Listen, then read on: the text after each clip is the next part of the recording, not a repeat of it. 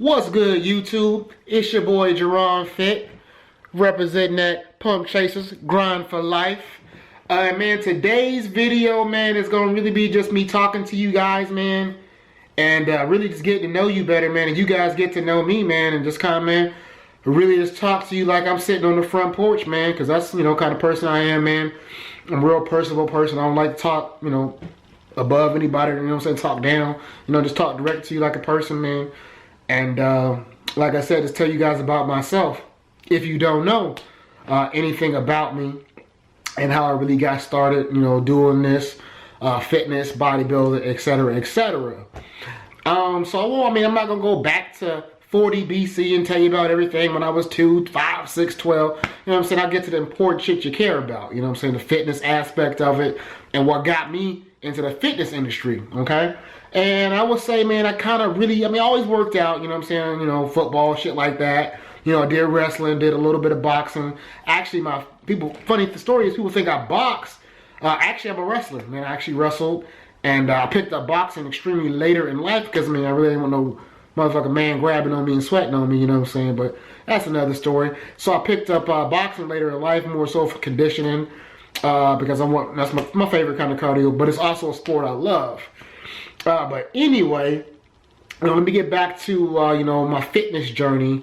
And I'm going to probably post a little picture here so I can show you guys my before and after so you can see my journey, because I wasn't always lean, man. You know what I'm saying? Trust me, I'm going to show you, you know. But I will tell you, once again, I'm an all-natural, 100% athlete. I've never taken steroids in my life. I've never taken a growth hormone in my life. To be completely honest with you, you guys can ask Chris Jones this, man. I'm what you would call a supernatural. I really, for like the past year or two, man, in the last few shows I did, I've taken basically no supplements. The majority of my supplementation is pre-workout. That's pretty much, I'll take a pre-workout, or I may take a creatine. That's pretty much it, man. I don't take protein powder, no pills, no nothing like that. I'm not saying it, you know, because it doesn't work or nothing, man, but just sometimes, man, I'm just not organized enough to fucking take my shit like I'm supposed to. I said it. I told you, okay, that's the truth. Fuck. But anywho, you know what I'm saying? So that's really why I don't really take too many supplements, man. Plus I'm cheap, okay? I like spend my money on other shit, you know what I'm saying? But, you know, like I said, I'm about as natural as they come, guys. No bullshit, you know what I'm saying? And that's just straight up, you know. I'm 35 years old, man. And if you think a guy can't get to my size naturally, man, what's the point of working out? You know, what's the point?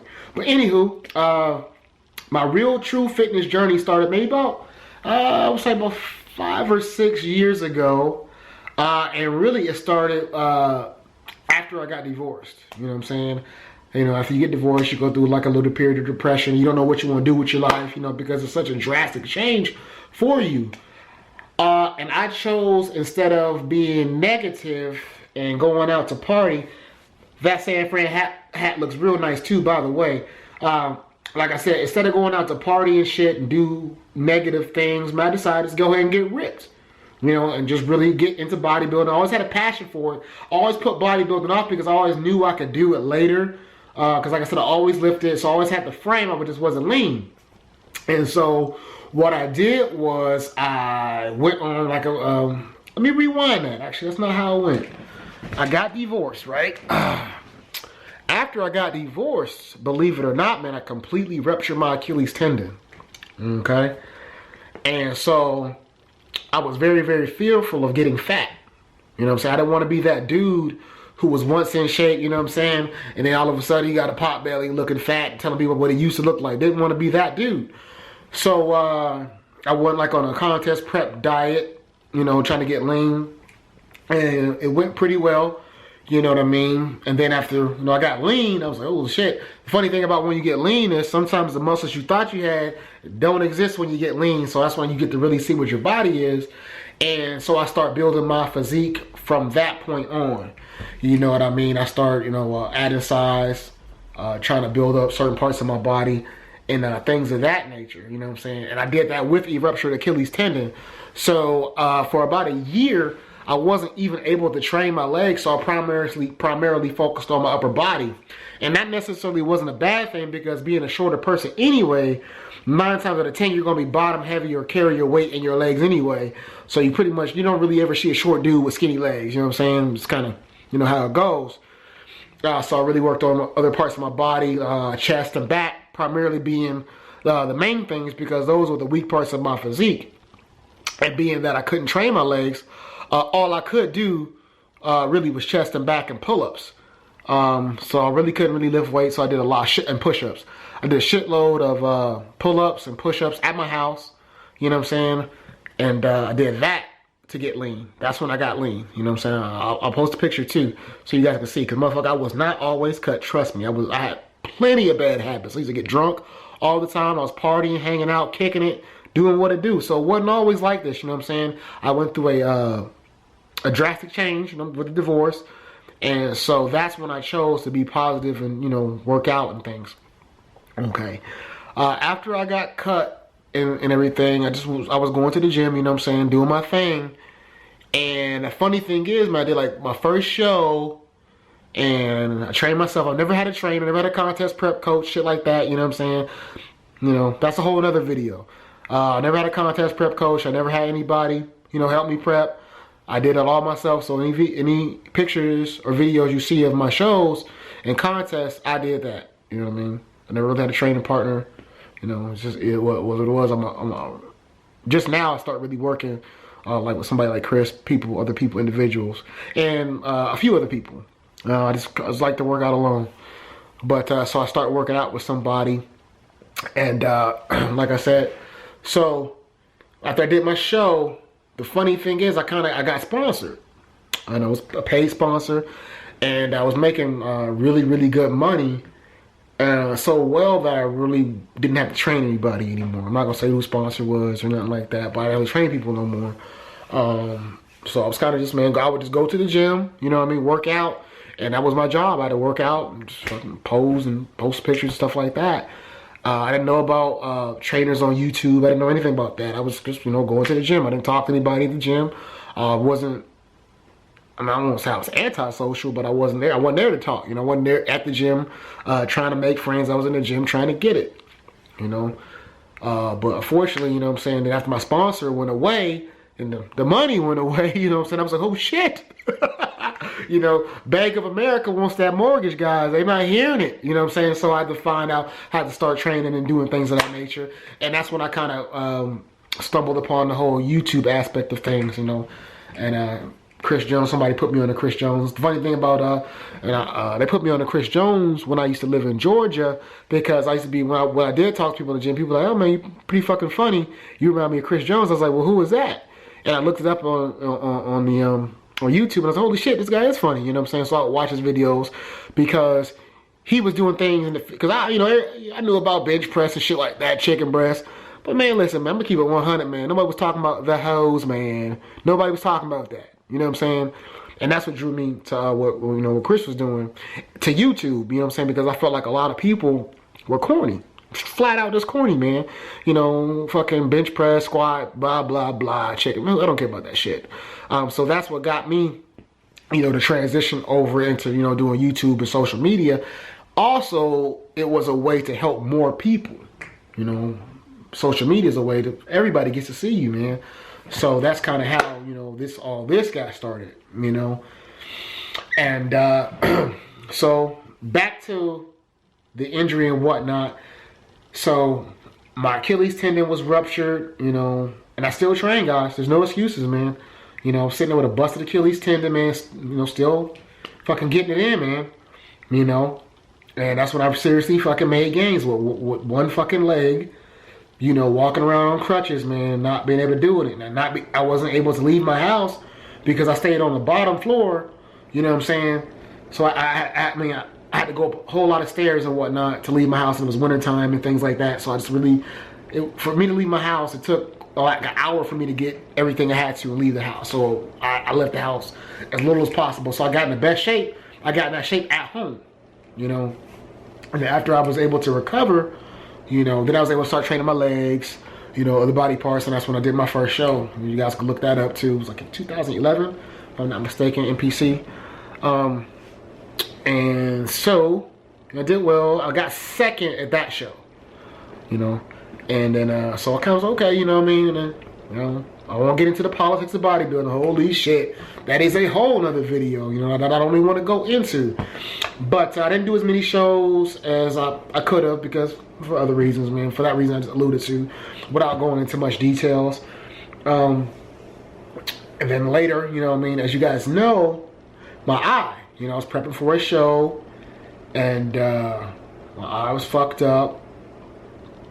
In hindsight, I should have went to the doctor. It ain't no glory. I should have went to the fucking doctor, because I'll be able to see. But, you know, my mentality, man, is how I roll. You know, sometimes it is what it is. Can't cry over spilled milk is what happened. You know, but during that whole time, man, you know, I was training, guys. Straight up, I was fucking about to ooze and pus out of my face. And I was still training, dieting, man, getting it in. And, you know, and that's the thing about me, man. I don't fucking care about no excuses, man. I don't want to hear no sob stories. You know, I don't do pity parties. I don't do that shit. Ain't nobody gonna feel sorry for you guys. Nobody. But yourself, man. Tyrese said this, man. Excuses sound best to the people making them up. I'm gonna repeat that. Excuses sound best to the people making them up, man. Nobody cares about your excuses, man. And this fitness game is just an excuse. You know, I hear people say things like, I hope, I wish. Hoping and wishing is for suckers, man. That's a sucker mentality, guys. If you want some shit, go out and get it. Go out and take it, man. It's there. It's there to be had. You know what I'm saying? Go out and take that shit, man. What I did was nothing special, man. I'm just a dude who went to the gym and got it, man. You know, people say genetics, that's bullshit. Genetics is when you're 6'5", 240, playing in NFL. You know what I'm saying? Genetics is when you're 6'10", you know, doing crossovers in the NBA. Genetics is Usain Bolt running fucking 2 seconds in the 100-meter dash. Those are genetics, man. You know what I'm saying? Everybody can have a top-notch physique. I repeat it again. Everybody, if you want to, if you're willing to pay the price, can have a top-notch physique. But the problem is, nobody wants to pay the price, man. Nobody wants to sacrifice. People want to still go out to the club. People want to still eat bullshit. You know, they want to go to sleep at night. And then say, oh, well, I can't get it. Just be honest. If you don't want it that bad, just say so. There's nothing wrong with that. Not everybody has to be in shape. The vast majority of my friends are people who I hang with don't work out at all. You know what I'm saying? But the reason we're cool is because they're true to themselves and who they are as a person. They say, man, fuck it, Jaron. I ain't trying to go to the gym. I'm going to sit here on this couch and drink my beer, man, and do what I do. And I respect them for that, man. You know, that's your choice. What I don't respect is people say who I wish, I hope. Motherfucker, it's in your hands.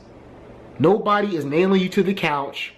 Nobody forces you to go to the refrigerator to eat shit. Nobody forces you to go to Jack in the Box, McDonald's, and eat bullshit. Nobody forcing you to do that. It's a choice you made. Success is a choice. Failure is a choice. You choose to succeed. You also choose to fail. Remember that, man. You know, this video went a little longer than what I wanted to. But, like I said, I'll do more videos like this, guys. You know what I'm saying? And as I get better at this whole presentation shit, forgive me, I'm not the fucking internet guru yet. You know what I'm saying? I'm learning and adapting, you know what I'm saying? But one thing you will get is some raw shit. You know, I'm telling you the truth, man. I tell people, I mean, I don't, no pity, man. I have no pity, man. It's motherfuckers with no legs doing pull-ups. You know what I'm saying? There's a dude that was in, well, I think at Arnold Classic, wasn't he blind? You know what I mean? Like, come on, guys. I'm not hearing that shit, man. Not hearing it at all. If you about this iron life, man, that's ridiculous, man. It's not acceptable. No excuses. None. Zero. Zilch. Nada. You know what I'm saying? Just not gonna have it, man. And the people I train, same thing. Nothing, no excuses, man. None. I won't make you or ask you to do anything unreasonable. You know? We both set goals. We both set things we want to accomplish, man. We hit those goals. Realistic goals, you know? You know, your goals need to be realistic, man. If you want to be 6'4", 260 pounds of muscle, man, that ain't realistic, man. You gotta be realistic with yourself, man. You know, if you're, you know, you work a full-time job, you have children, you know what I'm saying? And being Mr. Olympia, probably not in the future. You just don't have the time, the commitment, the sacrifice it takes, man, to do this, man. To be, you know, it's hard having a family, girlfriend and shit. and doing this, man. You can't go out to eat. You can't go to the movies. You can't do things. You can't do this. You can't go to the club. You can't hang out. There's a lot of stuff you just can't do, so you're going to ostracize yourself from your friends and sometimes your family, man. So sometimes, man, the sacrifice, you got to weigh, is the sacrifice worth it? For me, it was, because I was a solitary individual anyway. So for me to be alone and segregate myself from people wasn't a really big deal, because I was already like that anyway. You know, a lot of my friends will tell you, man, I mean, you might hear from me once a month. You know, ain't nothing wrong. I'm not gonna talk to you like that, especially if you're a fucking dude. What the fuck we gotta talk about, man? But anywho, man, I hope you guys, like I said, this was more just a video, you know, telling you guys about me, man, getting to know me as a person, man, my personality, and also as a way for me to get more comfortable in camera to talk to you motherfuckers about some real shit. So I hope you guys like this video, man. If not, hey, negative feedback is still positive feedback in my opinion, because, you know, if you can't take the bad with the good, you ain't made for this shit. You know what I'm saying? If you can't take a negative comment, you know, what the fuck, man. But like I said, man, I hope you guys like this video, and I'll be doing more like this. Maybe not exactly like this, but, you know, hope you guys like it, man. Jaron Fit, representing Pump Chasers, man. I hope to see you guys at the LA Fit Expo. Really enjoyed meeting the fans for the first time, guys. So, man, peace out. Keep it real, man, and stay grinding, man. No matter what it is, if it ain't fitness, man, stay grinding. No matter what you doing, music, fitness, fucking banking, stay grinding, man. Don't take no for an answer, man, to get that shit.